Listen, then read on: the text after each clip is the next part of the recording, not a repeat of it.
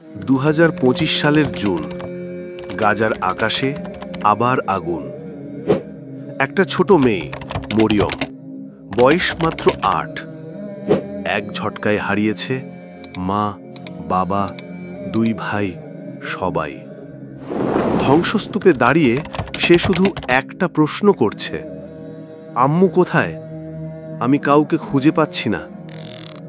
এই প্রশ্ন শুনে কাঁদে আকাশ, কাঁদে জমিন, কিন্তু চুপ থাকে গোটা উম্মাহ। তারা যারা বলতো ফিলিস্তিন আমাদের হৃদয়ে, আজ তারা চোখ ফিরিয়ে নেয়। ভাই, এখনো কি তুমি চুপ থাকবে? আজ যদি মরিয়মের জন্য না দাঁড়াও, কাল যদি তোমার ঘরে আগুন পড়ে, কে দাঁড়াবে তোমার পাশে?